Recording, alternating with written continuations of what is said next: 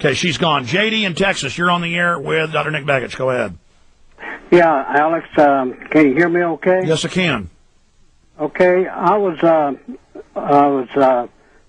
looking on C-SPAN, and I was going to tape this thing, and it had EPA on there, and had three of them, two EPA types and another independent, and they swore them in, and then they gave their opening statements. Well, the independent, I call him the whistleblower, he was about to spill the beans on the whole thing, and C-SPAN cut him off right in the middle of his testimony and went to another program. Yeah, there's C-SPAN in the past was a good organization. Now Fox News has bought control of it a few years ago. It's really degrading quickly, and we have to come out and complain about it, or they're going to go ahead and just set the precedent to do it. But you say spilling the beans on what? What was the EPA hearing? Because I know of them doing similar... It's on global warming. It was a Senate committee investigation. They was going to have a testimony, and then they were going to tell the Senate what they needed to do to fix it. Well, let me bring this up. The guy's name is Roy Spencer, and he's a former senior climate scientist, former NASA Marshall Space Flight Center.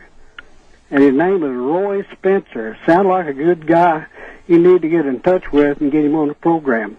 And did it say where he was from or who he's with now? Because former senior climate scientist at the Marshall Space Center? Well, yeah, NASA Marshall Space Flight Center. Well, I don't understand all that. Sure. Let me bring this up to Dr. Begich.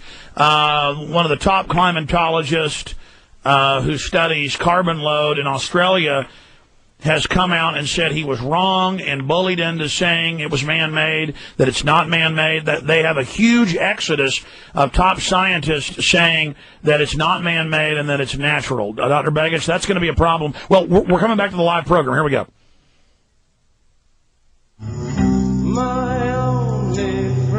We were just talking to JD in Texas about C-SPAN cutting off a climatologist formerly with NASA. Dr. Begich, they have top rocket scientists, top climatologists. I mean, every day they're going public saying it's all fraud, it's lies.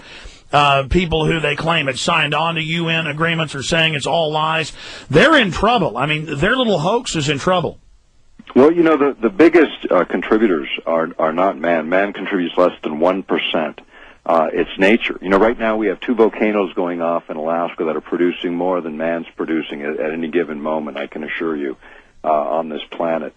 When you start to look at the real releases, you know, methane gas, which is a big contributor, 20 times more than CO2, and methane is being released because of natural climate change. Here in the Arctic, we have permafrost across the Arctic regions of Alaska, Russia, Canada, and the permafrost is like 100,000 years of soil that hasn't had a chance to fully degrade, of organic matter that is now degrading and releasing methane 20 times more potent, and that is actually accelerating the cycle, but it's a natural cycle. It happens from time to time, and people don't recognize it as such.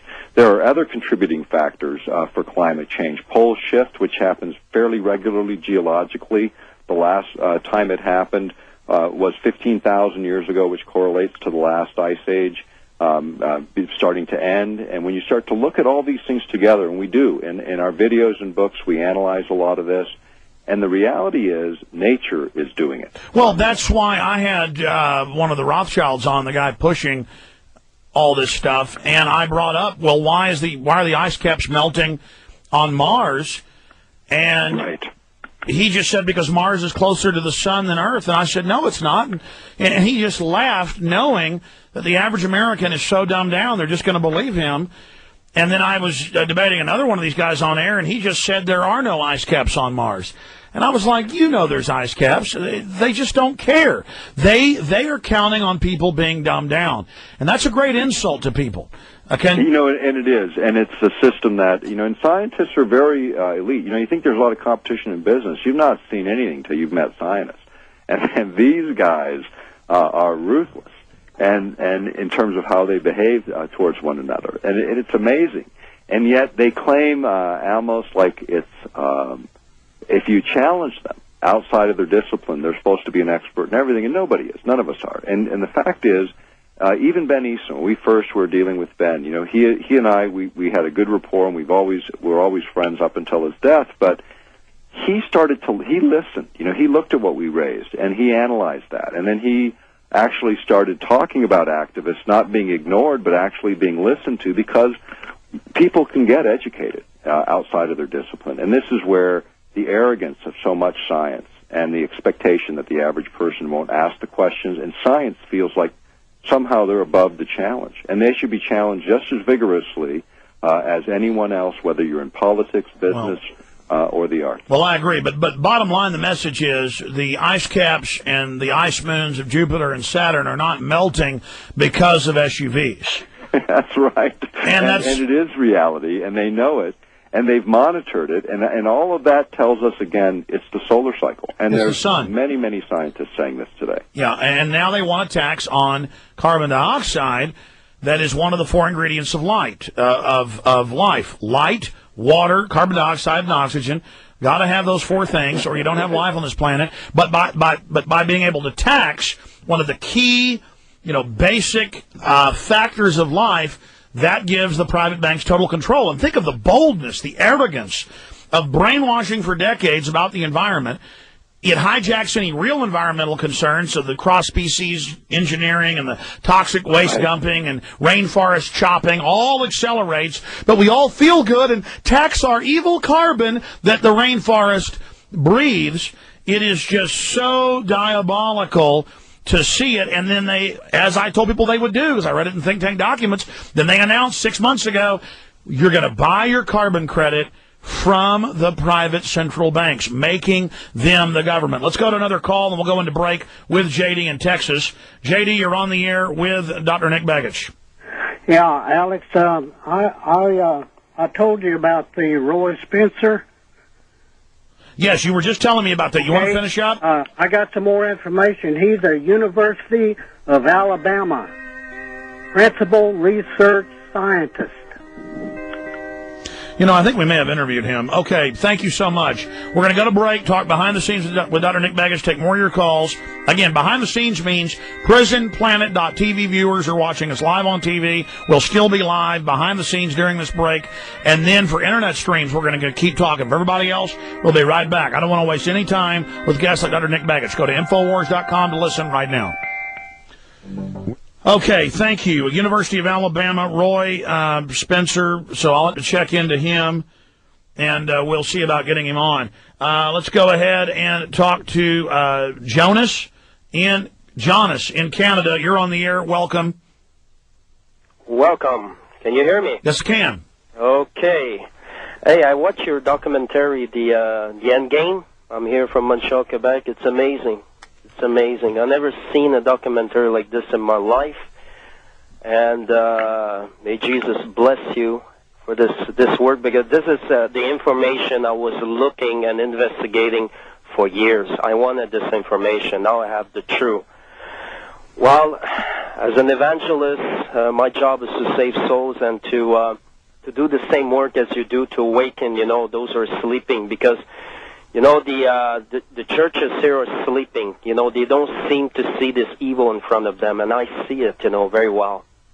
What do you think about, yes, sir, you're on air. What do you think about the issues that we've been discussing? Do you have any comments for Dr. Nick Begich? I'm going to come back when we finish a few calls, and we are going to, the rest of the audience, talk about what he believes their end game is, what drives the New World Order, what their master plan is, what this great work is they're building, how they want to build a world government to reduce our population. I mean, that's their stated goal, but I want to get his expertise on it. But if you would like to speak about end game, that's fine, or if you have any questions for Dr. Begich, that's fine as well.